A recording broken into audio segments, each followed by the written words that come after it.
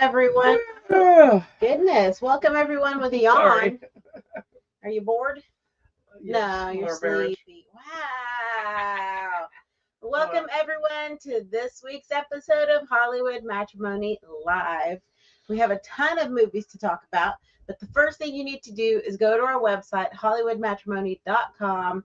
Go find us on Facebook, YouTube, Instagram, Twitter, or X, or whatever it's called, Blue Sky and Hive.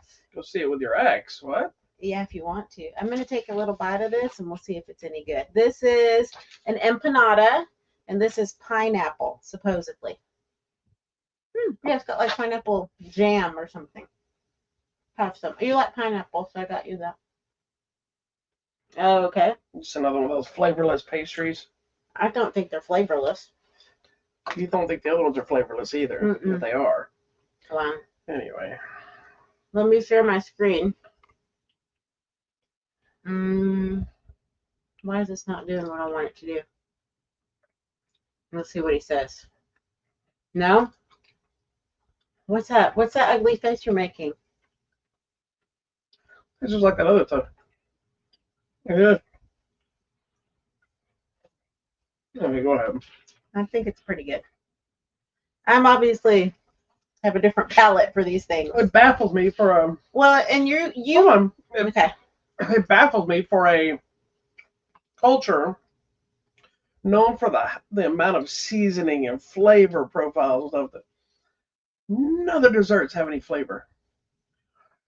Mexican breads are made to accompany your coffee or whatever, right? I guess. Or maybe after a big flavorful meal, you want to calm down your tums. I don't know. I like it. I like Mexican they're not breads. gross or anything. They just don't have any flavor. They're just dry and bland. And like this, like you can see, there's like a little bit of little sugar crystals. Yeah, they sprinkle with sugar. But it's just enough that you taste the crystal just as you touch it, and then it's gone, and then it's just bread. Or dough, not bread. I'll continue to try to make it. So I make the cookies. I think my Mexican cookies are a little bit better than theirs, but I also because you're making cookies. You're not making dry sand crystals.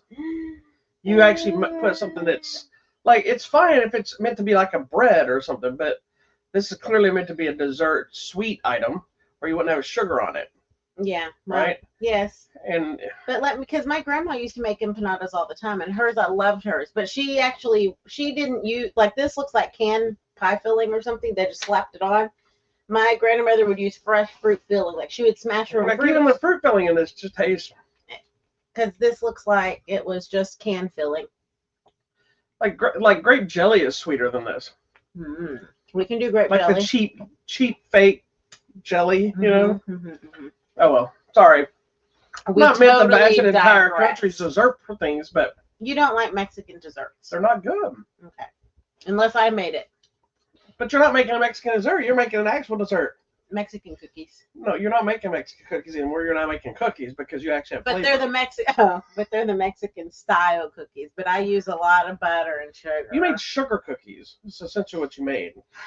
But I used the Mexican recipe. Well, I'm sure they use the same recipe too. They just take out the flavor stuff, whatever the flavor aspect. Yeah. Anyway, let me watch this sand down. Let's go. Okay. We're doing our show a little bit earlier. We didn't do a show last week. We had a screening to go to. Ironically, we're not talking about that movie today. That's actually next week. I don't know if there will be a show next week because someone's got to travel, and though she'll be back, she may be exhausted. So we may or may not have a show next Sunday, but we'll see what happens. All right. Warning everybody ahead of time. You 1 or 2 people that show up once every 6 weeks. Yes, we thank you. Well, but people I know watch it on the replay because they send me comments. That last week or the week before when we fought, our banter about you calling ice on me and all that, someone's like, that is the funniest thing I've ever seen. There's so much love. One of my friends from work. So there's love about me calling immigration on you? Yeah, but you know you wouldn't because I didn't send you up to Beverly Hillbillies. Oh, I could never call immigration on you because who would pay our bills? Exactly. Right? Nothing to do with love. Wow. Sabina, you're on the show. Say hi. She just, And like last week, I had to take my car to the shop, so I needed your car. I know. All right, so we are gonna start, since we're already kind of in a grumpy mood over here. Let's go with I'm the not movie grumpy at all. I'm that you didn't tired. really like. You didn't either. The new live action version of Disney's Snow White. So I'm gonna preface this by saying I'm not a fan of the You don't like the any. animated Snow White either. It's not that I hate it or anything. Like You can't. I have respect for that original movie because of what they accomplished the time period of that movie coming out, and the art and the techniques and the process. You know, I love the dwarves in the movie. I love the visuals, things like this. I just find it to be kind of dull. Yeah. But remember when we went to that Disney museum? Yes, and we watched it there. No, we watched Pinocchio there. We watched Pinocchio, but they had the actual frames. The frame, the tower that you look down on to make where they showed how they layered. Like it was literally somebody had drawn. Like I knew how they did it, but I had never had any idea seeing it. You got to see, like you get to look down the lens of the camera and you see all of the panes of glass or whatever it is with the filming and how they layered. That stuff I have respect for. That was cool. But I had no interest in seeing this movie anyway, like I said, because I've seen other there's been a ton of other Snow Whites. They're like Snow White and the Huntsman I thought was fine. That's but the it's one still with, more with Kristen Stewart. Yeah. Yeah. It's okay. Which and then the sequel, The Huntsman, was fine. I mean, they're not great movies, but they're more action based. Yeah. So I get the difference. Going to this movie, for those the three people that may not know, had so much controversy behind it from the beginning that it initially was with her casting because she was a person of color. Then it became an issue because things she said. Yeah, she had a little social media. Yeah, then there's issues with the dwarves because Peter Dinklage, who I love, but I think he was way off base in this, threw a temper tantrum about the insensitivity of dwarves and how the Snow White story basically insults the idea of dwarves because they just have dwarves living in a cave and this and that. None of that's factual. And it was funny because a lot of the other little people came out and said he needs to hush. I would love to play one of the dwarves of Snow White. Yeah, who would not want to be in a Disney movie? Now there's a thing here that I don't know. I know that the idea was they released early photos of what was supposedly the 7 dwarves. Excuse me. And they were going a different way because they were trying to be sensitive to the idea. And so the idea of instead of dwarves was just this group of people that were more diverse. People of color and females and men and a dwarf and things like this. And then people threw a fit about it. Oh my God, now you're running this. So you can't have the little people, but you can't have people not that are little people either. So they went back and they had this is reminding me of when we watched the other Wicked. Oh yeah, with the Munchkins. Let me start with that movie. But then they went back and they had the CGI dwarves, which I thought were fine in this movie for what they are. But those other characters are still in this movie. So then it makes me wonder, were those photos ever the dwarves? Just confused, yes. Or was that what was released and people think so? I know it came out that it was changed, but I don't know for sure. I'm sure somebody will comment and say, yeah, that was changed. But they had shot that and they kept it and worked it into the story. I don't know. We don't care. It didn't make the movie work one way or another. All right. So overall, what did you think about the movie? I was bored off my ass at this movie. I didn't hate this movie for any standpoint. It's pretty. Yes. I think she is miscast, but not because of what she said and not because she's a person of color. I think it's her facial structure doesn't fit this hairstyle. She has like no lower jaw.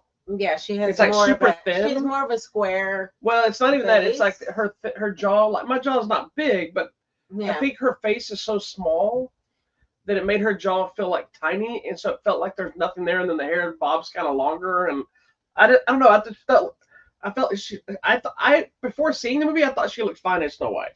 Then I saw the movie. I'm like, she just looked off. I'm like, I'm not a fan of hers anyway, but she just looked awkward to me. I can't fully explain it. It wasn't her skin color or her performance. Like it just, I thought Gal Gadot was fine. I liked the dwarves in the movie. Yeah, I think they worked fine. I mean, yes, it would have been cool to have real life people. Well, he was. Huh? He was. Mini-Me was in it. Yeah, but they were all. I know, but I'm done with the Seven Dwarfs. They were all CGI characters. I know, but I mean, they acted it, and then they Yeah, I would have liked. did a It whole would have been thing. cooler to see them, but I think to capture the look that you get from the animated feature, where they all have very distinct faces, and this movie actually really leaned into the fantasy dwarf mentality. I think they worked better because you have the ones with the bigger nose, the bigger ears, and this and that. I thought the dwarves were fine. I didn't have problems with the dwarf part at all. That's the Yeah. problem with the rest of the movie. I had a problem with the rest of the movie as well. The original Snow White animated feature is a musical with songs throughout and things. This one had way more songs. What they always do that. They keep adding more songs that I think are somewhat unnecessary. And I know this lady can sing, so good for her. Use what you got. Angie? But after a while, it's just too much. Just like in This the is the other Hunger Games all over. Yeah, in the Hunger Games, I can understand her singing the song one time, but if you have to sing it 3 times, it's too much. That's what I had. I with will her. say It was too much for me. it was too much for me as well, but that's because I didn't think any music worked in this movie. The Hunger Games was a different argument because it's not a musical, No, and they kept forcing those music into the story. In this one, I actually think this movie would have worked way better as a straightforward movie, not a musical. Yeah. I think you could still add in the hi ho song. Yeah. Because that's iconic and Yes. necessary, and that's just people singing on the way to work. But I think I would sing 9 to 5 on the way to work. But well, that's fine. whatever. But I think this movie, as it is, if they got rid of the singing aspect, would have been fine. Yeah. I think again, musicals more often than not, to me, especially like this, where they have to sing almost everything, takes you out of the story. Yeah. Like I was gonna have that problem with the Color Purple musical, but it worked because they kept the impact really well, right? And I don't like musicals, and I loved that movie. I thought it was fantastic, and I was against it because I loved the original movie. Mm-hmm. But this one, I just like, ugh, I was so bored. It was, and I was reading other just online reviews, people saying my kids were bored, and that's an issue if that's your target audience is teens. Or our granddaughter liked it. She's 4. She said she liked it. Did she? But did she understand the whole? Because she gets easily like, is this over yet? She's 4. I don't know, or fixing to be 5. Well, she's 5 technically. She'll be 5. I don't know if she understood any. I didn't watch it with her. I know her mom didn't like it, and then she said she liked it. So who knows? Well, who cares? I guess I agree. I don't think Rachel Zegler, whatever her name is, I don't think she was the right person for the part. I think Gal Gadot did fine. People are like, oh, Gal Gadot can sing. No, she's not a singer. But you know what? I think she did good with what they gave her. Yeah. I think they did a good job giving her a song within her range that was appropriate and it fit fine. And there you go. I wish with these stupid Snow White movies and things like this where it's just unnecessary to do this movie. Well, it's not even that. I wish they would. I understand the idea of who's the fairest of them all is not talking about beauty outside. Correct. It's the internal beauty. But it's outside. Like they go out of their way to try to make, Gal Gadot. Clearly, if you say who's the fairest of them all between these two, Gal Gadot. It's gonna be Gal Gadot. And then Gal Gadot pissed people off too, and the same thing. And it's like, I'm getting tired of this crap of movies are now bombing because of what people are saying. Is that I get it. People don't want to support stuff. That's fine. But it's just so stupid. It's like now everybody's thinking the new Tron movie is going to bomb now because a bunch of people I didn't read the whole article, but I guess some women have come out and accused Jared Leto or something. And now they're immediately, well, Tron's going to bomb now because he's in it. And it may because of it. That's what tends to happen. But I hope not. I hope all of the old school Tron people show up in their light suits and ready to go. I wonder whatever happened to Tron guy. Do you remember him? Oh, yes. The kind of the older man that has to wear the hefty outfit. No, I wonder if he's still around. I'm going to just show up with my little disc thing and throw it around. One. I'm going to make one. I'm going to get a frisbee and put some glow stuff on it and then throw it around in the theater. Can't wait for the new Tron movie. I have connection with the original Tron with my mom. We saw How did you like that Tron ride? Me and the Tron ride are not exactly that friends. Thing, I was like, okay. When they're like, please hold your head down, like whiplash, I'm like, what? And then that thing took off at 80 miles an hour. My eyes are watering because the wind is blowing. It's a cool ride. I was like, whoo. That's I'm what not a huge fan of roller coasters. That ride. our daughter was screaming and crying on the Well, we weren't on the ride with her. I She have was. it on video. So if you've never ridden the Tron Oh, coaster at Lord. Disney, they have Ugh. a bucket in the back. So our son-in-law was in a wheelchair because he had messed up his leg, and so she rode in the back bucket thing with him. So they're not even on the back. They're not on the And so it motorcycle. goes. It's in a inside the car. grid thing, and then it has an outside section. And we were sitting with my grandchild, but we had to take turns. So we were going last. So you could see them go by. We were watching for them, and we knew she'd be on the back. And when it shot by the back, you could see her. You could see her crying from the ground. And we're like, "Oh my Lord, she is not happy." I'm gonna show you. But don't show that right now. That's for the Tron movie. You're trying to show a picture of us? I don't even care. It's It has funny. nothing to do with Tron right now. I don't know why we had to bring that up. You Sorry. just have to copy image. Let's paste it in. Our picture looks good. It won't work. Hold on. Don't worry. You put the entire show in on so she can promote something that has nothing to do with what we're talking about. Yeah, it doesn't matter. Just let me have fun. Let it happen, buddy. Well, I don't know if we're having fun as much as we're watching you learn technology. Y'all just stand around and wait. While she does this, I'll go and do something else. Just let it happen. Okay, well, here, let me just do this. Anyway. There's a Tron photo. There. There we are. We're on the Tron. That is not a stationary photo. That is while you're in mid-driving. Oh, no. We're going like 80 miles an hour. And I'm just like, you looked at least serious, like you were in it. Oh, it's because, so I have a specific rule in roller coasters. I know it's going to take our picture somewhere. Yeah. You're and just so trying I to look maintain tough. I maintain a focused face because, one, I'm trying not to die. I don't like, I'm not a big fan of roller coasters. No. Especially when I don't like when I don't know where we're going or how it's going to go, and I don't know when it's going to catch my picture. Yes. So I don't want to have the. Well, and then you're right, because on the one where it's spinning it upside down, Guardians of the Galaxy, I was like, oh my gosh, this is so fun, and I'm laughing and then my picture's like, but yeah. I was laughing and having a great time. You can look at any photo of a Disney ride that I'm on. I'm always like this. Yeah, you're better off doing that. Yeah. That's what I'm gonna do next time. Anyway, all right, Snow White is what it is. If you've heard that it was horrible, I've heard people that do love it. Yeah, I mean, it's not everybody. I mean, I don't understand the hate for it based on compared to the source material because it's the same crap. There are some new songs, there's some tweaks to it, but I mean, it is technically the exact same movie. So as someone who doesn't care about the other movie, I can't compare it like that. I was bored with it. You can buy your copy to own. It's on the line. I think it's on Disney Plus now. It's on Disney Plus, but if you want to have a cool 2-movie collection with the original animated and the new movie on one so watch it, don't watch it. It's going to exist no matter what. Whatever. But if you can avoid it, do so. All right, let's move on. Moving right along. Let's go here. So yeah, another movie that didn't do great, which I was kind of bummed about. It's done okay, but is the latest in the Karate Kid franchise, Karate Kid Legends. And for those that don't understand what's happening, this movie has nothing to do with Cobra Kai, but it is in the same universe. So there was a discussion. So when they made the original 4 Karate Kid movies, after the 4th one where Hilary Swank killed the franchise, we thought it was dead, right? Then years later, Will Smith decided they wanted to make a remake with Jaden, and they did the Jackie Chan thing. But he plays smartly. He played a character named Han, not Mr. Miyagi. Right. Smartly now because they retconned it, and instead of being a remake, it's in the same world.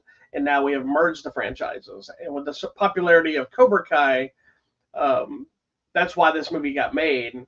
And then there was a lot of talks. Is this still in the same world? A lot of people said it's really kind of a separate, adjacent, kind of its own thing. So it's like you'd have the original Karate Kid franchise, then you have the Karate Kid franchise that includes Cobra Kai, then you have the Karate Kid with Jackie Chan, then you would have this new one that has the first Karate Kid and the Jackie Chan Karate Kid movie is connected. And then you find out when you watch the movie that it's actually connected to part 2. And then by the end of the movie, you realize it's connected to everything. All connected. So all of it's one long thing. The only one that's still out in the cornfield by itself is the Hillary Swank edition. Yeah. Don't know where Hillary Swank is in the universe. I was hoping maybe she'd show up in this. Oh no, I knew they weren't gonna do that. Like she's just living in New York. No, I thought they were trying to get her, and she said she was interested in doing it, but schedules weren't She working also out. just had that baby. Who Well, knows? schedules weren't working out. There was 2 moments in the Cobra Kai. Originally, she that I was thought- on that Alaska show. Yeah, nobody cared. Left it. There was 2 points in the TV series Cobra Kai show that I thought would have been great for her. Yes. The first one was when they teased with the one little girl's mom. Yes. At the end of a season, and we didn't see her because her story was basically the same as Hillary Swank's character of being kind of the punk kid and always trouble and whatever. So I was hoping there was going to show up and Hillary Swank was going to be her mom. She gave a few episodes. That didn't happen. And then I thought, well, maybe by the end of the series, when they were doing the finale, she would either show up to the tournament or in that little scene at the end when they're at the restaurant, that maybe she would be the one that owned that restaurant or come into the restaurant or something like that. Or when they went to there was that tournament thing that were going to be there and she was going to be somebody they trained with or something, but anyway, none of that happened. Doesn't matter. So here we are with Karate Kid Legends merging the worlds together. For anybody that's ever seen a Karate Kid movie, you already know the plot to this movie because all of them. They're all the same. Why are there so many karate bullies in high school? Were there karate bullies in your high school, or were you the karate bully? No. It was you with your ponytail. There's no karate bullies. This is what cracks me up about this franchise, and I'm the worst person to watch this stuff with because I love it, but from the world of actual martial arts, it's nonsense. The amount of yelling at the TV. I talk to the TV all the time, but the amount of yelling this man does, I'm like, that's just a turning back kick. What are you saying? Inside, outside, what? I'm like, oh my God, Lord have mercy. It's like it's funny. It's because it's one of those things you have to accept. It's like watching American Ninja. You're not accepting. Oh, because the American Ninja movie is about this white guy, Michael Dudikoff. I love this movie. Who joins the army. He happens to be a ninja. And they happen to fight against these terrorists that are ninjas. So it's this world of infusing, like you have one, it's like TV show The Flash too. Then you have to have Flash villains. Not Flash villains like villains Flash fight, other super speed people. Yes. So there's this thing where they have to have a bully of a karate kid. It can't just be it's a rival at a tournament and they met at a karate school and they thought, no, they're at school. They somehow are the cool kids. And there's in the entire franchise, there's no parents taking care of anything. There's no police officers. Right. These people are just karate-sizing the world, committing crime left and right. I did not have any karate bullies at my school. We didn't have karate bullies at our school either. Okay. So anyway. Did you have a rival karate school that was after your karate school? No. Oh. I had Man, the whole world of TV is a lie. I had rivals in tournaments. Yes, that every tournament I went to, I would face off against, so we'd always compete against each other. We had people in the martial arts world in tournaments or classes that we didn't like that we fought against, but it wasn't like old school challenges, or coming in. Oh, except for that one time that kid wanted to challenge you to a fight. Well, that's different. I've had people that come into class and try to start. And you told them, go tell your mom to sign a permission slip. Yeah, because I was a grown person. Oh, so anyway, Lord, sorry. So one of the arguments I've heard about this movie before we get into it officially, and people are like, Ralph Macchio and Jackie Chan aren't in this movie a lot. No, they're not. This movie's all about this one kid. It's the same as the original Karate Kid movie. Let me tell you something. Watch any Karate Kid movie. They're the same freaking movie every single time. That's the point. And the movie is called Karate Kid for a reason. It's about the kid. It follows him. If you want to see Jackie Chan, go see the entire 100 movie Jackie Chan collection. Yeah. There's enough to now, see. There is plenty of Jackie Chan and Ralph Macchio in this movie. And this is really more of a direct sequel to the Jackie Chan series, not the Karate Kid one. So Jackie Chan has a little more screen time. One of my biggest concerns was, how do you take somebody like Ralph Macchio, who isn't officially a black belt now after 30, 40 years, but he's not as cool as Jackie Chan. No, he's not Jackie Chan. He's not. So how do you put those two guys on screen and convince somebody like me that they're equals? And they did it. And I was pretty impressed how they pulled it off. I think it's mostly because they used Jackie Chan's stunt team in this movie. Yeah. So anyway, the story is basically this kid. He's got to move to the States because of his mom's job. He's not in trouble. He's not a troublemaking kid, but he has a history with his brother. Yeah. And he trains. He already, unlike all the other karate kids for the most part, he's already trained in kung fu. Yes. He trains at Jackie Chan school. That's an issue I have to talk about. But he's already trained, so he comes here, and then of course he meets a girl, and then he gets in trouble. Oh, not in trouble, but he gets in a fight. And with the karate bullies. With the karate bullies, and then everything ensues. And then it's karate versus kung fu. Yes. So it's interesting, this one, since it is more of a sequel to the Jackie Chan Karate Kid. You know, in that one, Jaden moves from the U.S. to there, and from here, he's moving from China to the U.S. Yeah. It's really interesting. It was a very simple formula, same thing, do it again. Like you said, they're all pretty much the same. And at the end, you do need to see kind of the first Jackie Chan Karate Kid, because it's where we kind of establish that the students respect him and they feel like they're going to now go with him. And this is line. What's your issue? This is why it bothers me. Okay. They didn't need to, because it's kind of implied, but they didn't really say anything on why does he suddenly have this massive kung fu school. Because it felt like he was like broke. Yeah, in the first movie, well, he was a broken man. He was Miyagi. He was a broken man from losing his family. But I'm thinking he was monetarily broke. He was. Well, he had like this little maintenance job. The movie he was Mr. Miyagi in the first movie. He was a maintenance job. He lost his family. He was depressed. So the whole thing is about not only building up this kid, that kid helped build himself, and martial arts brought them together and made them both whole again. Made him better. But now when we see him, yes, it's been years later, but he has this massive kung fu, badass kung fu school. So I was kind of like, I wish they had said, or he made a reference about, I think he says something in the movie about how this other kid, like a Jaden reference without mentioning him, but said that somebody once helped him. Yeah. The way Mr. Miyagi helped you, and blah, blah, blah. And the only connection they really show is the jacket on, jacket off training aspect, which is fine. It's stupid that it becomes part of their training routine, but that was fine for training one person. And when you don't teach, and now you run a school and they have a whole scene of people doing, I'm like, please, I'd go to another school. But anyway, that's a whole nother problem. Anyways, doesn't matter. Okay, so we're in New York. How come in every city we go to, there's some big tournament coming up? There just happens to be a tournament coming up. Well, there are big tournaments in every city, but the city doesn't give a shit. Well, in this world, the city always thinks that karate tournaments are the biggest thing. The All Valley is like, oh my God, all of California. No, well, now it's the Masakaisai or whatever. Sorry, that was that's horrible. Kai. I said that horribly. Hitai, whatever it is. But it was a made-up word. But let me tell you, there was the Big D Nationals. There were all these tournaments, and you know what cared? Nobody but the people that went to karate classes cared. Nobody else knew they were even happening. Yeah. You never saw a banner for it. You never saw. It's like, it's so dumb. Anyway. It doesn't matter. Anyways, in this one, there's a boroughs tournament. So each borough, the 5 boroughs. I will say, on that element, I did love this movie, by the way. Oh, yeah. I had a blast with this movie. It's exactly what I wanted. I think it has some of the best fighting in the entire franchise. There's some fighting that doesn't make sense, and I'll get into that in a second. But this has the best tournament. So it's more of like an underground street fighting tournament. Yeah. And it's clever, saying the 5 boroughs. So each day of competition is in one of the boroughs. Yeah. And they explain the rules, and then they stick to the rules, as opposed to every other tournament in this franchise. The rules change every 5 seconds. Yeah.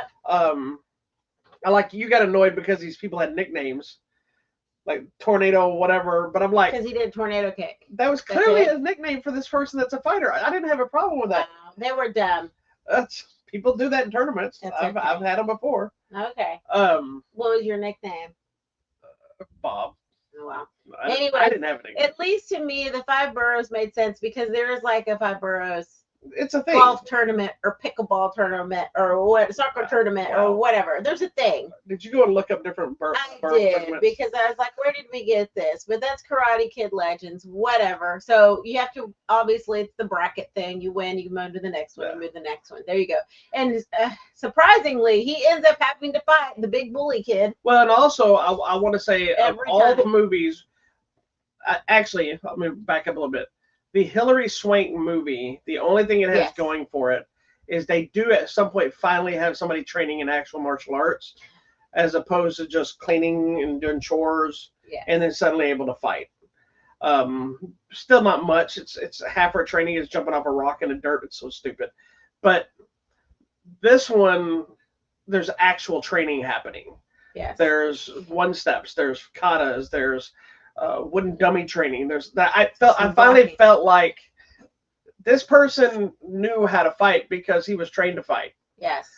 I don't know how Daniel explained any of this stuff because Daniel can't do any of it, but whatever. It didn't make a lot of sense why he needed Daniel to come help him at all. Yeah.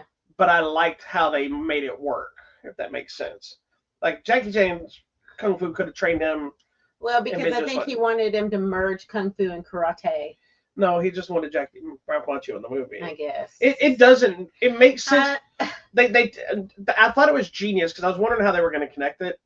It was genius how they take a single scene from Karate Kid 2. Yeah. And it's essentially connected by, and they have the scene in the movie, which is a great homage to Pat Burrito, not Burrito, where he's explaining it to Daniel when they're in Okinawa, where Miyagi karate came from. In the original movie, it's a short statement about, I think it was his grandfather, whoever it was, loved two things, sake and fishing. And the fish weren't biting, and he got drunk in the boat, and he woke up on mainland China. And when he returned with a Chinese wife and Miyagi-Do karate. And they connect that by the Han family, which is Jackie Chan's character. The Han family. So in the movie, they take that scene, and then they embellish it a little bit, which is I loved that, because it made perfect sense. Yeah. And it told us exactly where we were in the story, where we go, and like, here we go. Well, and it's a lovely way of maintaining the Miyagi connection, because they've always, in all this stuff, Miyagi's the center line. You can always say Ralph Macchio is always there, but Miyagi's really the one that's all there, despite Pat Morita no longer being with us. Yeah. It was a smart way to put him in the movie, bring it together.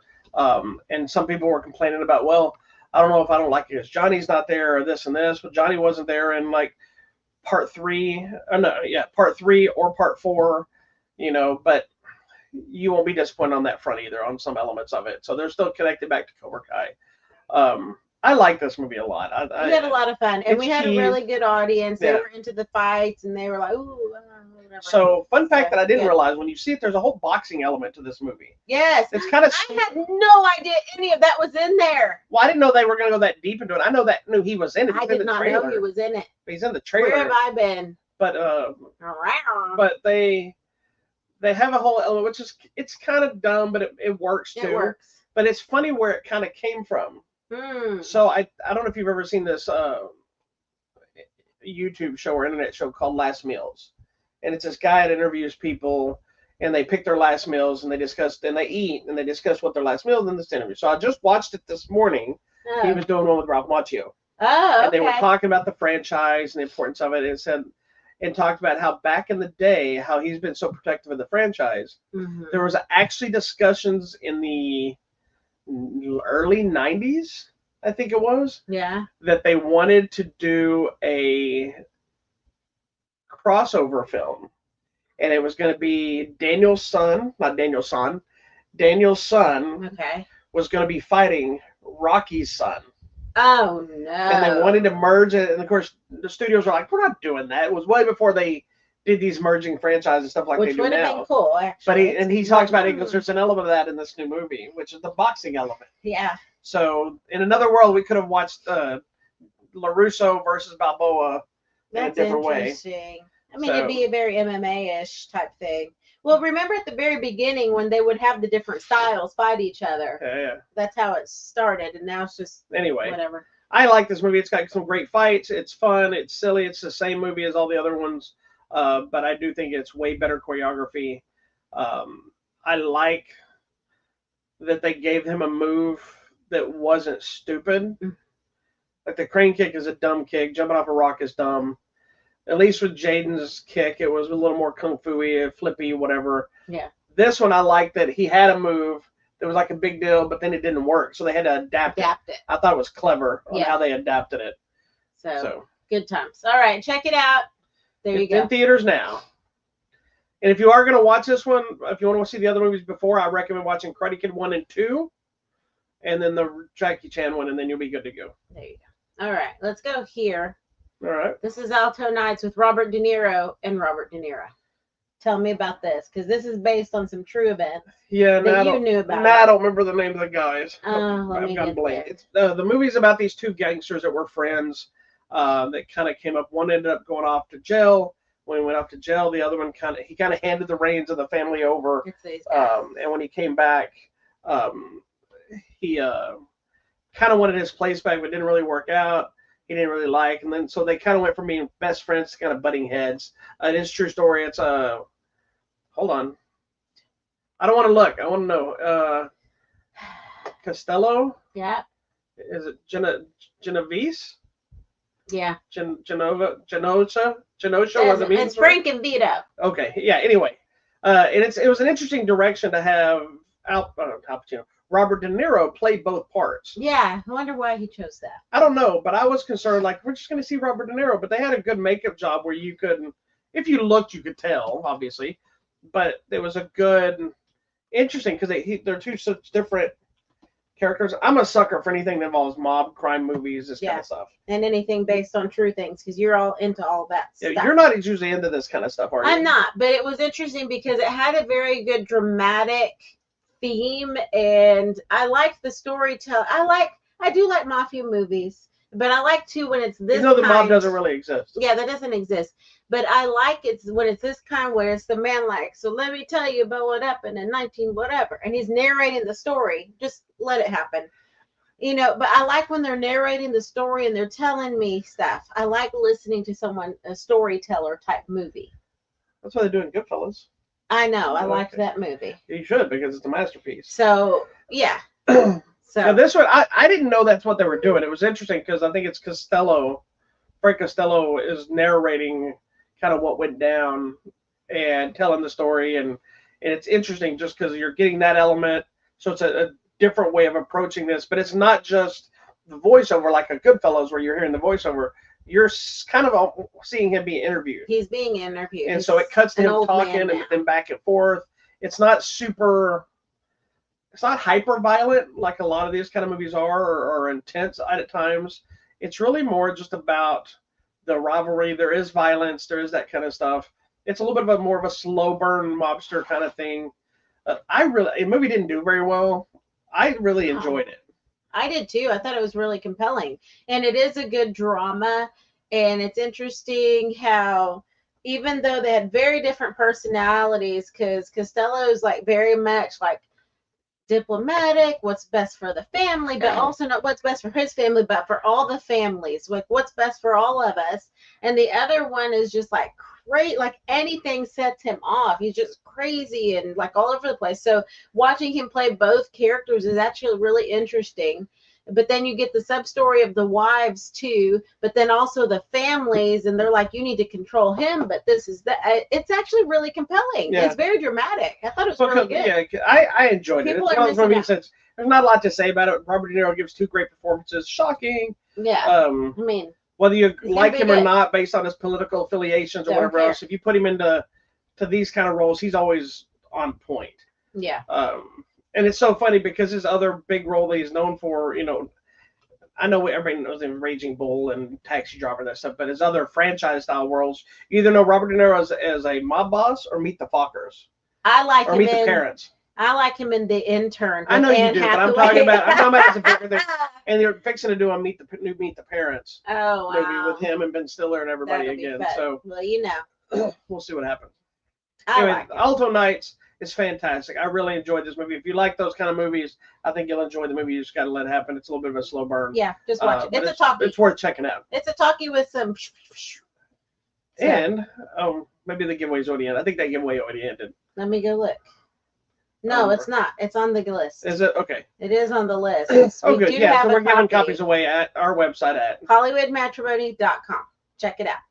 All right, now we got to get into a discussion about this. Is that the last one? Oh, no, there's more. That should be last. That should be like one of the big movies. What else we got? Oh, Lord. Well, we'll go here. Tell me. Okay. Okay. Oh, no, let's talk about that other one right there. Oh, my gosh. I'm showing all the slides to everyone. Why are you showing them all? You're the one that knows how to work this. Because I was ready to go to that. But you're not supposed to be pulling them up until the time, dummy. It was time for You're the fired. other one. Okay, bye. Okay. Sorry for our crappy show that someone doesn't understand how to work. I know how to work it. You're supposed to drop it away as we have a discussion, and then you bring up the next one. You don't just keep scrolling through your whole hard drive. I'm dropping it away, and I'll bring it back once we. Well, it doesn't matter now, you would dummy. Would you like to talk about this one? I would like to strangle you, is what I would like to do. Well, you could try. I'm going to smother you in your sleep. Let's talk about a religious film. Thank you so much. All right. You tell us about this. So this movie, it's an animated feature called Book of Joshua, Walls of Jericho. This is not about Chris Jericho from the WWE. It is not. Or wherever he's at now, AEW, TNT, whatever he's Who knows? This was about, okay. This is the story of Joshua, who is just got his license. Chosen to lead the people of Israel into the promised land after Moses. Okay, Moses has to choose a successor because Moses is not able to enter the promised land. He was just leading people there. Now, Joshua, here you go, take them in. Well, on their way to enter the promised land, they come to the city of Jericho, and the people would not let them pass. And so, according to the Bible story, they're supposed to walk around the walls and shout and play the trumpets, and that the walls would fall down. That's where we're at. Ridiculous. It is not ridiculous. Scientifically proven. It is not scientifically there were proven. two walls, no. And so the vibration and the sound they think could have caused a little thing between the two walls to cause it to crash. That's one theory. The other theory was that the movement of 1 million people walking around for that long could have caused a little fault or a tremor and caused the walls to fall. No. And or just go with it was a miracle because they did what God told them to do. No. Boom, boom, boom. Ridiculous. That's where I'm at. Ridiculous. It's true because it said it happened. It's not true. It is true. You don't know if it's true. You have faith that it's true. So, and if you go to the back, so where? Okay, in the Bible, which is based on faith. You don't know if anything is true. It's based true, on your but faith. Also, if you go back to history, Jericho did exist. There were double walls. They really did happen. There are other writings, non-religious based writings that support that this actually happened. Joshua existed. A variation of it happened. Moses existed. All these people existed. Doesn't matter. Tell me what you thought. I thought it was fine. It's what I found interesting about this movie is you have to know it's an independent film. It's not a big budget animated feature. But what I thought for being an independent film, I thought the animation was decent enough. I thought it was an interesting direction for the story because I know they build it when they sent it to me. It's very much built as like Lord of the Rings meets the Bible in its tone, meaning they went more of like, even though it's firmly biblical in the story it's trying to tell, and you could tell whoever made it knows the Bible and they're trying to do certain things, it still seemed like it came more from like a historical nature and also was trying to make a little bit more of an action tone fantasy epic without going too far away from the story. You know what I mean? It's not, you don't have to know this Bible stuff. You don't have to be religious, whatever, to watch and enjoy this movie. You can just watch it for what it is, and you learn something, but then you understand who these people are and why they're doing it, and they talk about God through the whole movie. So it's not like they're separating it. It's just not preaching to you. Correct. It's just like you're watching a historical episode. A lot of it also felt very much to me like the movie Troy. That kind of thing. Yeah. You know, not the same story, but the idea of the war and the soldiers and the people and the families and all the different stuff. Now I reviewed it specifically based on that, not comparing it to the biblical nature of the story. Yeah, that's where I'm going because anytime there's any sort of religious-based, faith-based movie, I'm there. So the man that wrote the original screenplay that had the idea is an Israeli man. So he's also not necessarily 100% Bible, but more of, if we're going to go with the Torah. So same stories essentially. But it's also his country. His country, same stories, and he said they did embellish. There's some areas in this story that these characters are not mentioned in the Bible. So there's some embellishment, but it was purposeful, like you said, to make it a little bit more epic, more mainstream too. To make it feel like the battles and the good guys and the bad guys, to really hone in on that, because he wanted to show the story of faith and adversity and fighting the bad guy. So I get that, I understand all that. Just if you're looking at it from a religious standpoint, it's not 100% accurate based on what we know. That's fine. I did feel like at the very beginning, I don't know, did you get enough context and information? Because it kind of drops us into Moses was the leader of Israel, blah, blah, blah. I think that's all you needed to know for this. I felt like because I don't think any of that was important. Okay. Yeah, I didn't feel any of it was important, a need to know importance to tell this story. Okay. I was just like, I hope people don't get lost in the intro, because it was fast. Like, it was like a 2-minute, the whole story of the people of Israel, Moses, here's Joseph. There you go. I think its whole purpose was just to get you to where we're Grounding, at. Yes. And it's not important for that stuff because we all know that's another story. Yeah. Okay. So whatever. Doesn't matter. Joseph's there to tell the story. They fight the bad guys. There you go. That's it. That's a very deep biblical description. It was. That's exactly. She's like, I'm going to go into the biblical nature of it. And well, no, I was just telling you, it wasn't 100% biblically accurate. There's people here mentioned, or characters and family members that did not really exist. But you don't know if they existed just because they're on the Bible. They could have been, if there's something that's in the Torah that he put in there. Well, no, because our writings are the same pretty much. I'm just saying, there's elements in definitions, and there's, because this, again, we could go into this all day. We're not going to. But when you start getting into the religious natures of the writings, all the writings are written by man. Yes, I know they're supposedly from the Word of God, and he put them in there to write them, but they're still written by man. So there's variables of all these different cultures that see the same thing. And the Bible we have here, as far as obviously we know it's the same in Israel, the Bible they have, but the history and stuff of what they've been taught and things like this, unless you're over there studying, who knows what variables and changes and stories. That's true. Their history is much more deep, because obviously it's the history of their people. Yeah. And they still have, the rabbis still go and do their commentaries, and they debate, like they're still debating the stuff from. And meanwhile, we're over here in America trying to tell everybody that we know what's best about the Bible, when it's not even our people. It is now our people. No, it's not. It was. Isn't none of that stories about us? Okay. It's about them over there. Okay, but then we get to Jesus, and Jesus made it very clear it's for all people. Okay, yes, I understand what you're saying about that. I'm not dumb. What I'm saying is, this is about what happened over there. None of that happened here. I'm there. For whatever reason, all biblical stories stopped over there, and nothing happened over here. So nothing's happened since the end of the Bible. We've just decided that's all there is. We're going to buy into it now. It's not done yet. You still have all the book of Revelations yet to come. So it's not done. Doesn't matter. Book of Joshua, I thought it was okay. The animation was like a little, I felt like at times it was a little like whooshy. And then it like would come in. Well, it's because of having lack of a budget on how to make things move. And yeah.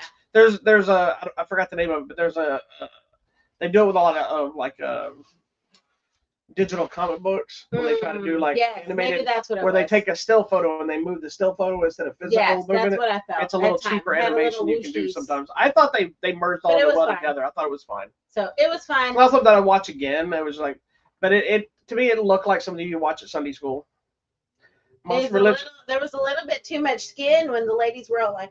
Well, that's the thing. It's a little more violent too than I thought it was going to be, which I thought was great. It felt like to me that's one of the reasons like Passion of the Christ works so effectively, because you're seeing the actual crucifixion instead of just they hammered his nails and he hung here on nails. So you're getting brutality, because that's the whole thing. The idea of what would happen is brutal. Yeah, true.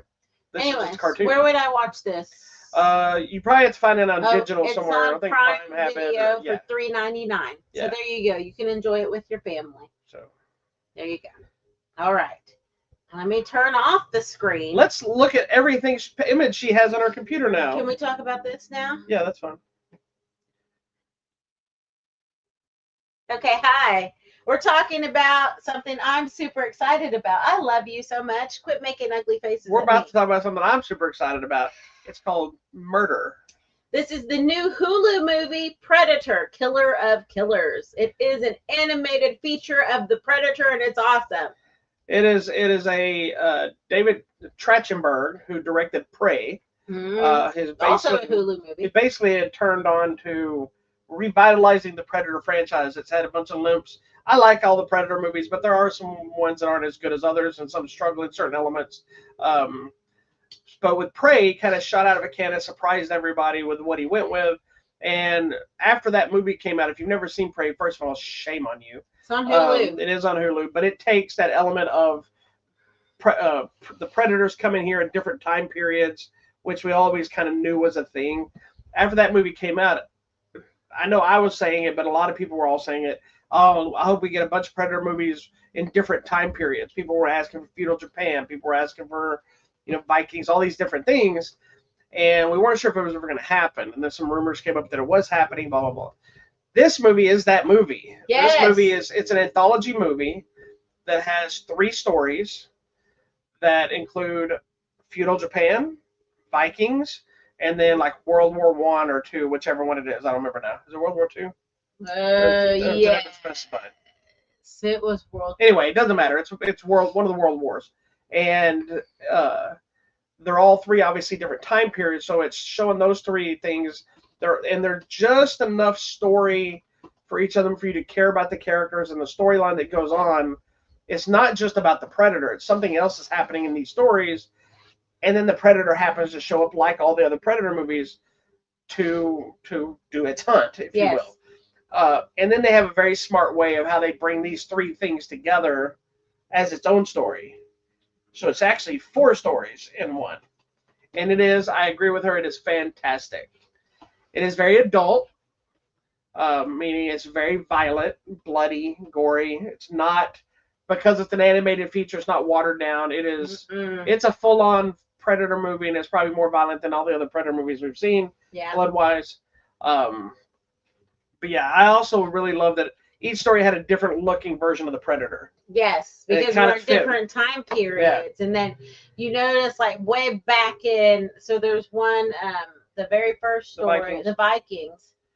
He didn't have the gun cannon yet, but then later on. Well, I don't know if I don't think so much that do they have it yet. I think as they're matching with the people they're hunting. But remember, every time they learn from all of the different. Because in Prey, he had the gun. Oh, did he? Yeah, because remember in the corn. But they had guns by that point. Yeah, I know that. But I'm just saying, I think it was designed that they were hunting based on the people they saw.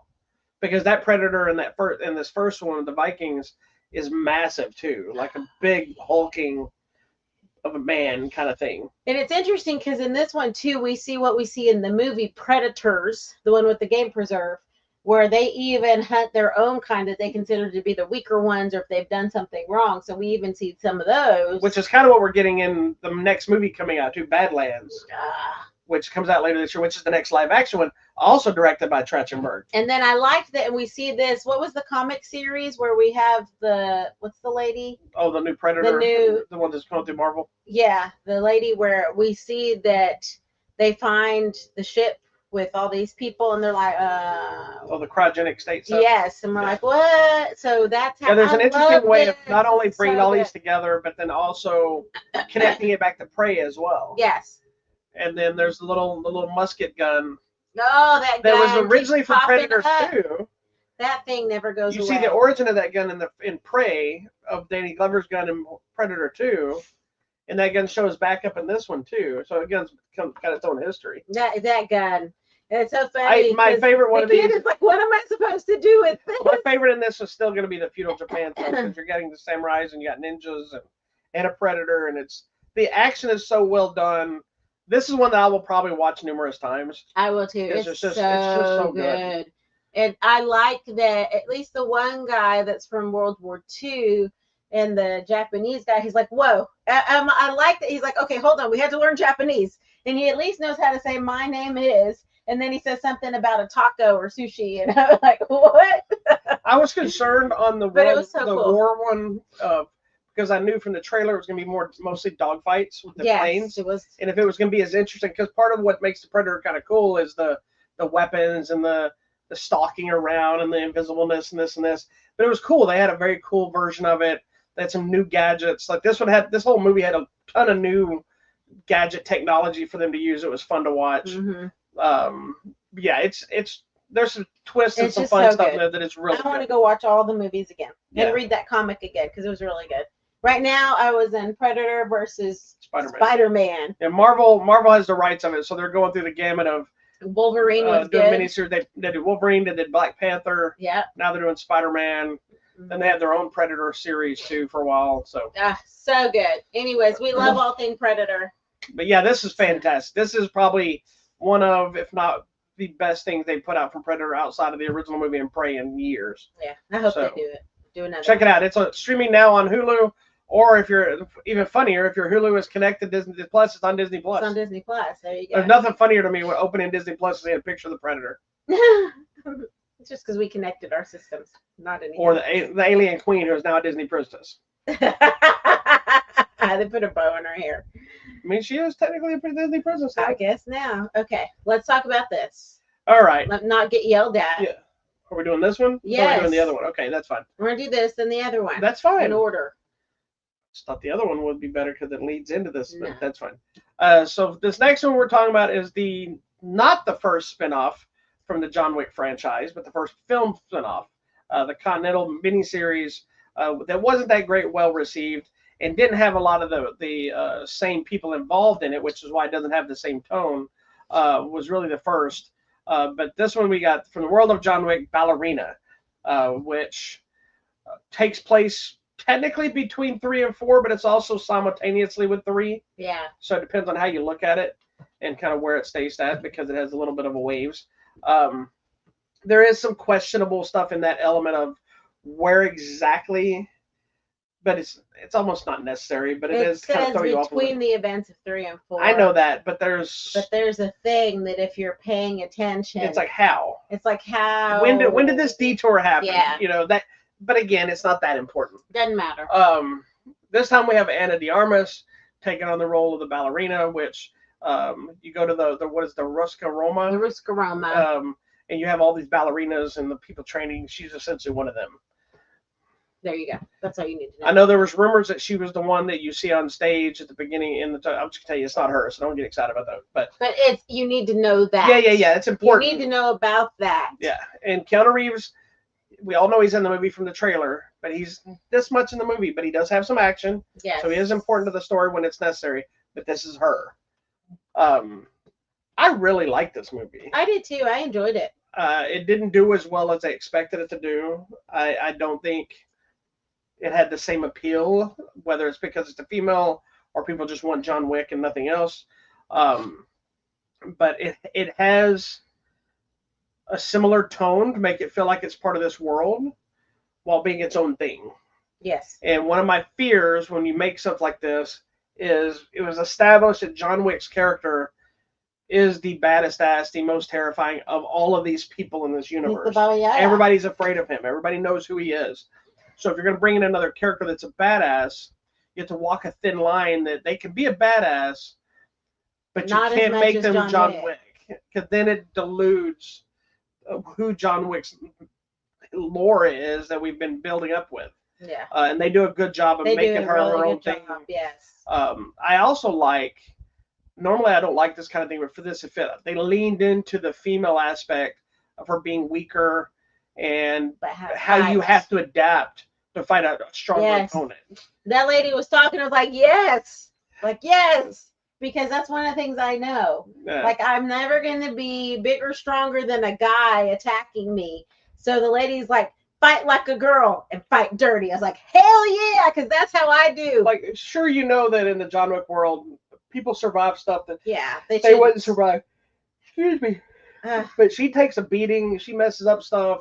She uses her surroundings to fight. I love that. You know, she has some bigger man that's beating the snot out of her, and then she stab him in the foot or punch him in the nuts, or she does things that you can buy into because of they're trying to establish that. Yeah, I love it. I know there were some people talking about like, well, it just didn't have much of a story. none of the John Wick movies have a story really. They've slowly grown story wise through each movie because it's expanding the world. I mean, story number 1 is you killed his dog. Yeah, which is the last thing his wife left him, and stole his car. Yeah.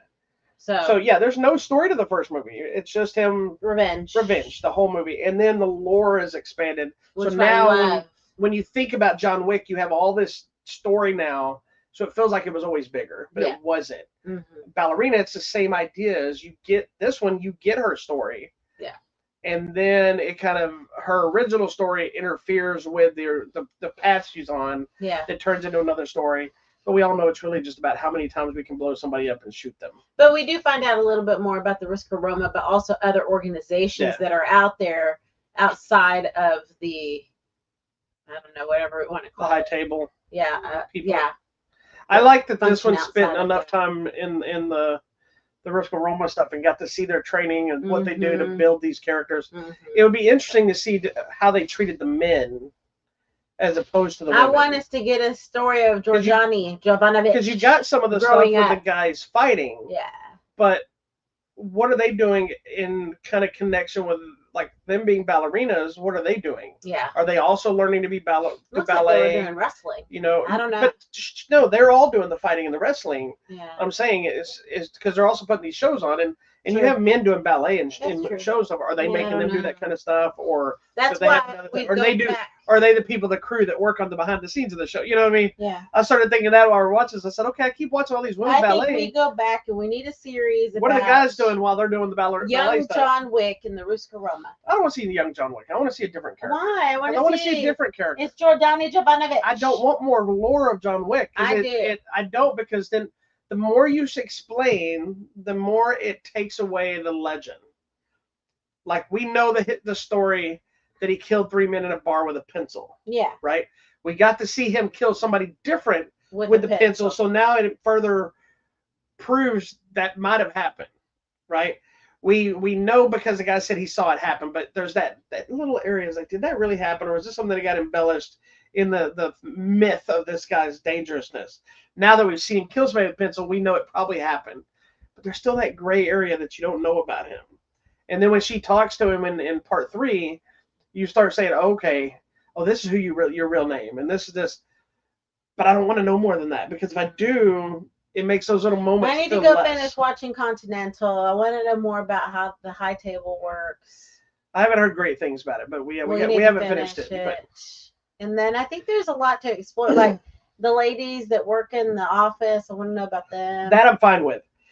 I like it, and I like that same lady's still there, by the way. Yeah, the older lady and the younger one. I'm interested in seeing more about, like, I know I don't know, with this one not doing as well as they hoped. I hope it doesn't cancel the Donnie Yen movie they're making. Yes, because they're making a Kane movie. Hanging at the end of that. Yeah, they're making a Kane movie that Donnie Yen is supposedly going to direct. He's starring in. They announced that girl that played the other guy's daughter has been cast. And so they're making it, but hopefully this won't affect that. I hope not. I would also love to see. There was one discussion they were going to make a story with the Halle Berry character. Yeah. That was originally what everybody thought this was going to be, and then it ended up being a whole different story. So, and I was excited to see Ana de Armas do some more action, because she had such a great role in that. Was it No Time to Die, the last James Bond movie? But it's very small. But she was like, okay, she moves well. She's going to be able to pull off this action. Yeah, because she can move well. I'm a fan of hers anyway, but she carries this movie well. She does awesome. There's all the stuff you love in the John Wick world, and even things you don't expect that you know you need in your life, like dueling flamethrowers. I didn't know that it's something I needed, but it is awesome. Yeah. So please make sure you do watch some of the John Wick before, so you know what the heck's going on. I don't know why we have to tell people that. It seems logical to me, but watch the movies. Lord have mercy. And then go check it out. It's in theaters. Yes, it's awesome. And then that leads us to this cool documentary, Wick is Pain. Yeah, so basically they release this, and this is a digital release, so you can go rent it now. It's a documentary about really the first movie, but they do dive into the other 3 sequels. And building out the universe, and like he even says one was just like, you killed my dog, but then they're like, okay, if we do this, we got to have a story. and make it more and like more and more and more. But most people don't realize, I don't think, or even remember, that the original John Wick movie not only came out of nowhere, it was an independent film. Yeah. It was not a big studio film. Matter of fact, none of the studios wanted that movie. Like, even after it was made, they didn't want it. It wasn't, this doesn't sound good. Like, the movie was finished and everybody turned it down. It wasn't until Lionsgate kind of swooped it in. Now all the other studios are upset. And they lost their funding to make it. It was like drama to get this movie made. Yeah, it was a thing. And then Keanu Reeves had not really done an action movie in a long time. And this was kind of his return to action, because I think other people forget outside of the Matrix that there was a brief area there that Keanu Reeves had made the transition from Bill and Ted and the romantic movies into that action world of the Matrix being the biggest one. But he had Speed, he had Point Break, things like that. So he was doing those kind of things. And then, after the 3 Matrix movies, he kind of backed away from the action world. Then he made 2 martial arts flicks that both bombed, 47 Ronin, and then he directed The Man of Tai Chi. Mm-hmm. And he actually developed, in the middle of that, during that movie, he developed with other people, this martial arts cam and a way to shoot a martial arts fight scene from kind of all sides at once. Yeah.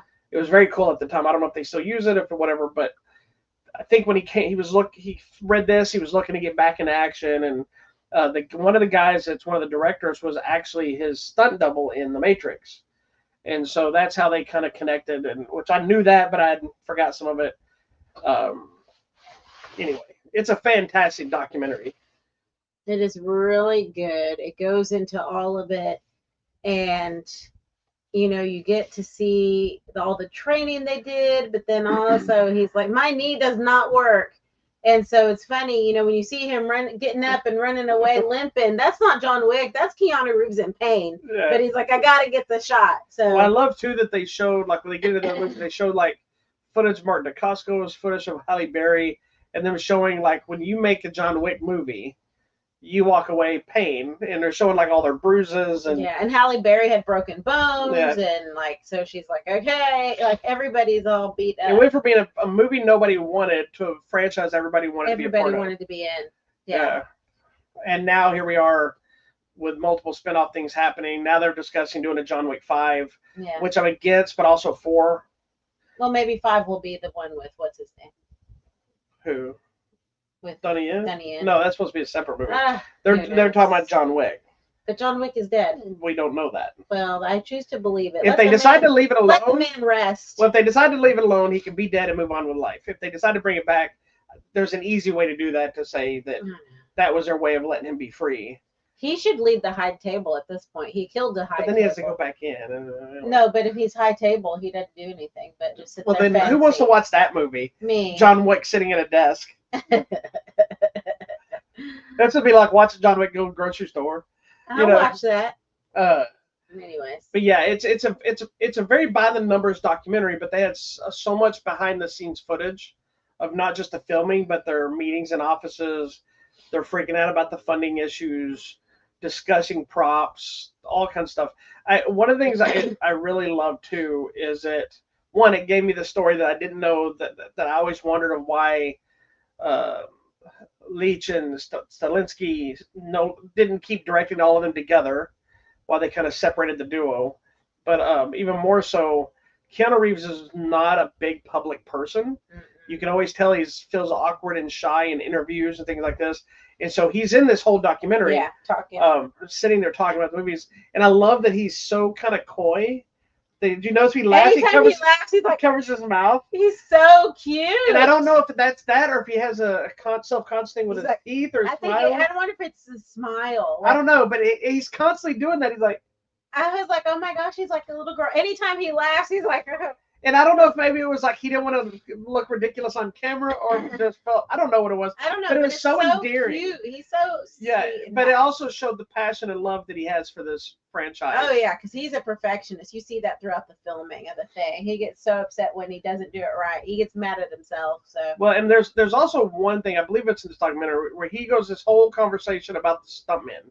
Yeah. And it's like, these movies can't happen without the stuntman, and he's been a bit advocate of getting stuntmen should have recognition and this and that. And he talks when he talks about them, there's this love for the stuntmen, and I love that and appreciate that.